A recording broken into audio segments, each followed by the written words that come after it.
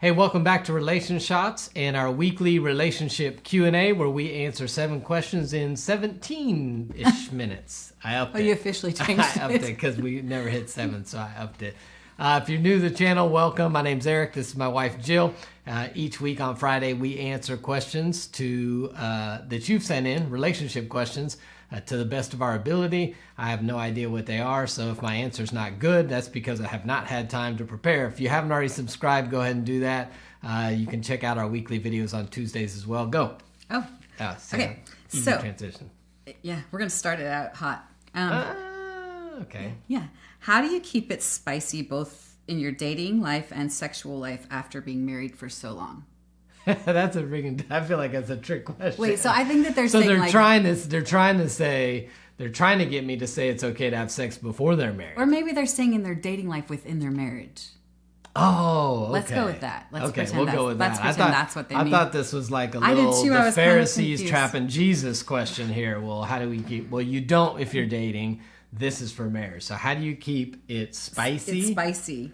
And yeah, in your dating life and sexual. So yeah, it is in marriage, like after being married for so long, in your dating and in your sexual life. Oh, okay. Get it? That's a hard one to answer because everybody's different. Date. We just went on a date and it wasn't exactly spicy. Like we did. Yeah, but we did what you said you're not supposed to do, which is we did business on our date. Yeah, sort of. But we did. But it was good. It was good. Okay, so I think the answer depends on who you are. Some people, like, we're not a romantic couple. No. So if I were to do, like, flowers and all this romantic stuff, my wife would laugh at me and I'd feel stupid. So part of it's knowing who you are. I would if I, like, tried to do some romantic gesture and you were like, nice, please don't do that. Nice work, idiot. I won't call you, I might call you an idiot. You would laugh and make me feel stupid. So. Okay, that's true. But the point is, we figured out what works for our relationship. So I think at the end of the day, it's about intentionality. So... Right. If dating or spiciness or your sexual relationship, whatever you would qualify under the answer to this question or the dating spicy part, sex part, you know what works for you guys. I would say just be intentional there. So you can always, there's a million books out there. There's sex challenges. There's dating ideas. You can find stuff outside of you to give you ideas to try. So I think it's more about the intentionality and saying this is important. It's not just naturally happening. Let's make sure it happens. Would be I think like especially after being married so long is for us in the beginning. For me at least, I never talked about I didn't want to talk about it. It was awkward, and so now just like being like talking openly about like what we're feeling and how you know what I mean, and like what you like and what you don't like that was like taboo. You didn't do that before, and so I mean, it was just not saying you didn't do that, but like people don't do that. Throwing a dart at a moving target and just hoping you hit. Right. So it's okay to talk about it. Yeah. Like just be open. I think it's good. Talk about it. Talk about what you wish you were doing, you weren't doing, dating and sexually, and then try it out. Stay spicy. Good. That was good. Okay. So we're gonna go straight. Yeah, I did go right in. We're gonna go straight from that to. What are examples of what biblical submission is and isn't? So we're going to go the opposite way. I feel like you can't make that transition. I know, but I feel like we were just naughty and now I'm going to the Bible. Yeah, that's a perfect time. What are some examples? Say that again. Okay, what are examples of what biblical submission is and is not? Oh. I'm gonna do a whole video on this. So upcoming. That's code for he doesn't have a clue. No, just wait. That's like the fill-in. So what I heard you say was while I buy time to come up with the answer. Yeah. No, I do need to do a video on it. So I would say this. We got to start with biblical submission. So everyone goes to Ephesians 5:22. Wives, submit to your husbands. Blah blah blah. Ephesians 5:21 says submit one to another in reverence of Christ. So biblical submission in marriage is mutual submission. Let's start there. Don't get it twisted. I would also say, I'll do a video, but go research Ephesians chapter 5, 1 Peter chapter 3, 1 Timothy chapter 2. Those give a lot of the concepts behind biblical submission. But the idea in biblical submission is it starts with the idea of biblical headship. So there's verses that say Christ is the head of man, man's the head of woman kind of deal. And so it's this idea of you got to start with biblical headship before you talk about biblical submission. So I would say biblical submission would be the wife is submitted to the husband's leadership. But when you hear leadership, I need you to think initiative, not like control. So it does not mean the husband makes unilateral decisions and the wife just submits to it. Right. It's the idea that the husband should be the one taking the initiative in leading in lots of areas. I don't always do a great job of this because I'm laid back and passive and don't like conflict. So sometimes I don't lead the way I should. But it would be in a healthy marriage, the husband's taking the lead on finances. The husband's taking the lead on disciplining the kids. The husband's taking the lead on direction of the family. But with the wife in communication. But so think about the words let's talk about finances. Let's talk about disciplining the kids. So the husband's taking the initiative, but they're doing it together. That's really what headship is. And then the idea of submission to that is, it's support for the husband's leadership, him taking the initiative. I think the idea we get is, when does the wife just have to go along with what the husband says? Never. And if right, depends on the wife right. and her rebellious heart.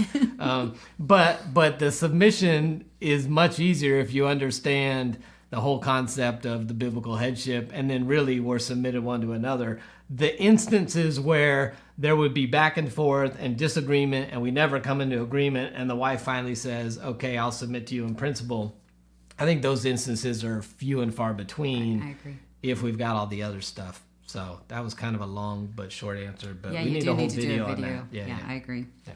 Okay, sorry. There'll be more coming later. Okay, so I'm afraid that my boyfriend is emotionally unavailable due to his own issues. What do I do? Break up with him via text. No. I think you've got to address here it comes down to, what do you want in the relationship? Relationships are all about expectations, and you communicate the expectations you have, and the other person is either willing or able to meet them, or they're not. So if you want whatever emotionally available looks like to you, you say, these are the things I need from you. These are the responses I need. These are the levels of communication I need. This is the sharing of feelings I need. And if they're not able or unwilling to do it, that's not a relationship that's going to work for you. So I think you address what you think is emotionally unavailable, maybe what's holding them back. But if he's not able to get there, then you can't force somebody to do what they don't want to do. I agree. Should have left like the sex one for the end. These are kind of heavy, like a little bit. I know, it's kind of deep. Sorry. Yeah, it gets worse. Okay, so my good friend has been abused by her husband. Although she physically left and got an apartment on her own, she feels like she cannot file for divorce because of biblical reasons. But he is showing zero remorse and not even owning up to what he did. What should she do next? Oh, no. These are really deep. These are deep, and they're like whole videos. This is good. We're getting video stuff. If the husband's being physically abusive or even verbally, emotionally at a high level, good job on separating. Right. You should separate, and there's nothing biblical about or non-biblical about separating. That's an unhealthy environment. You got to get out of it. I think the difficulty is now we're treading down a road that I've talked with you before about this idea. This is going to take me 15, 20 minutes to address, but people struggle because here's what most people, conservative evangelicals, say. The Bible only gives us two outs. Jesus in Matthew 19 says, except for sexual immorality, so if they cheat, I can get out. And then Paul says in 1 Corinthians that if they leave you, you're no longer bound. I don't have time to go into the specifics of that, but abandonment and sexual immorality are what most people say. So now this person's going, but the Bible doesn't say anything about physical abuse. Because the Bible is not trying to address every situation that might ever come up in marriage. The fact is, it's not healthy, it's not safe for you to be around, and you cannot be in a relationship with somebody who's doing that to you. So you separate, you try to get some outside help to address the things that need to change for you to reconcile the relationship. If he's not willing to change those things, if he's not willing to stop being abusive, you cannot be in a relationship with somebody who is being abusive to you. And so this whole biblical mandate, what's okay, you can't do a relationship with somebody who's doing that, period. Okay. That's another good video. I know. And okay. So we're newlyweds and we just moved in together for the first time. We clean and do household items very differently. This may seem small, but clutter really triggers my PTSD from my childhood. My spouse is messy and leaves everything laying around. What systems can we use that help us both to make this transition easier? Well, you're messy. What systems do you use? I didn't used to be messy. I'm just kidding. She's not messy. I am a little messy now. Well, no, you're pretty. okay. Well, yeah, I don't know. It's a tricky thing with us. Yeah. She's not messy, but if the mess gets too big, she's too overwhelmed to get started. And then so I just it's don't do anything. It's this special thing. Yeah. I think if something triggers something in you, a wound, you have to talk about that, and your spouse has to be willing to prioritize that, whether it's important to them or not. Generally, what can you do? I think having a conversation about it, and then maybe coming up with some hacks that will help you stay clean. So let's say he leaves his shoes everywhere. Could you create a shoe bin that now becomes the place where the shoes go? That may be something for shoes. I think just trying to figure out what are there's certain rooms that have a door that closes that you could close the door on that and not have to deal with it. But the certain open areas, kitchen, living room, maybe your spouse could really put intentional effort into making sure those are organized because they understand how it affects you. So sometimes it's tough, like, hey, I need it certain way, and it's like, well, I can't do the whole house, so what can I do? Right. Well, I can shut these 4 doors, they don't bother you, but these areas that you do have to go through, let's get some bins, let's set up a system to figure it out. Yeah, and I think it's good that she's addressing it early on, instead of just like not saying anything, because a lot of people just wouldn't talk about it and they would hold it in, and then it would turn into something much bigger. So, but also should have been something talked about before marriage. That, hey, this is an issue for me. What do you think about it? These are the conversations you got to be having when you're dating. And then if you've been to his place, you should know, hey, that ain't gonna work for me. Okay. These days, you either meet online or in bars and clubs. Where else can I go to meet a girl who loves the Lord? Church? That's so funny. Where else? So he's saying where else besides he's bars implying and clubs? that bars and clubs are great places to meet women who love the Lord. Well, he said or online. Yeah. Where else? Like churches, volunteer coffee things, shops, maybe friends. I mean, obviously, church is the easiest place to meet somebody who potentially might love the Lord. Now, not everybody in church loves the Lord. Right. You got to check some stuff. But I think online's a great place too if you're in the right online places, right? Yeah, they said that they're online too, but I don't. I mean, I've never online dated. It didn't exist back in our day. Yeah, no, church probably. Yeah, church. Okay, last one. Oh wow! I don't know how we are on time, but Phil. Is it possible to trust again after an affair? No. Lies. What would you say that? Yes, it is. Oh, Anything really? is possible. If I was unfaithful to you, would you trust me? No. Never. See, there we go. Absolutely not. There we go. Yes, but you should. Yeah, absolutely, right. The answer is always the answer is yes, you can. The question is, what does it look like to get back there? And this needs to be another video. I think the biggest thing to understand with rebuilding trust after an affair is you now have 2 things to deal with. You have the pain of the betrayal. We got to deal with that. And then you have what already existed in the relationship, because oftentimes the relationship was not that connected or some stuff like that. So it's like, now we got to deal with the pain of it and then figure out how to do the relationship. So I think the trust building comes, obviously, some non-negotiables. Person's got to cut off contact with whoever the person they had the affair with. No ifs, ands, buts, period. Sometimes that's tough if they work with them. Is changing jobs possible? Some of those, but they've got to quit communication and be willing to turn away from that relationship and towards the marriage. Then the other thing is you need to identify what are the things they can do to rebuild trust. Whatever it is, you need open access to their phone, computer, emails. You need them to check in with you way more often than they used to. Whatever the things are, I think the person who's broken trust has to be willing to say, I'm willing to do whatever I need to do to make you feel comfortable and to rebuild trust. And then it's just a matter of time.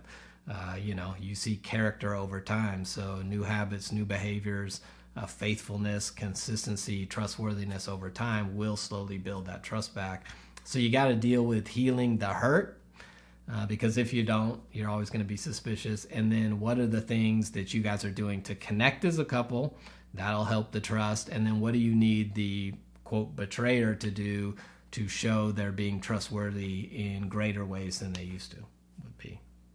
Anything to add to that? No, I think that's all good.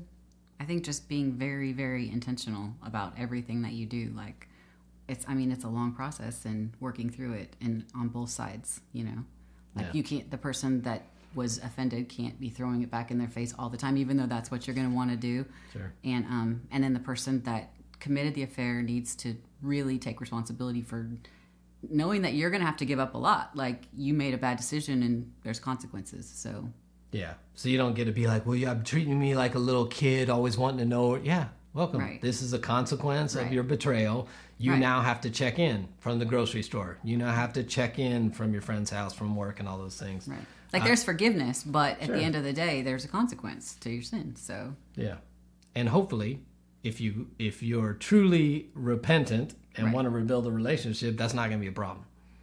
If you don't, then you're going to drag your feet and all that other crap. So, but yes, if the person is willing to do the things they need to do to prove their trustworthiness, and you're willing to forgive, and at some point you have to take the leap, because the only way to know if somebody was trustworthy is to trust them. Right. And they either let you down or they prove trustworthy. So you have to take that leap again at some point too. So yeah. It's good. Awesome. Well, that's all for today. If we can help you in any way in your relationship, look in the description area below. We got all kinds of resources, our website, all kinds of tools that can help you in your relationship. And until next time, we'll see you right back here on Relation Shots.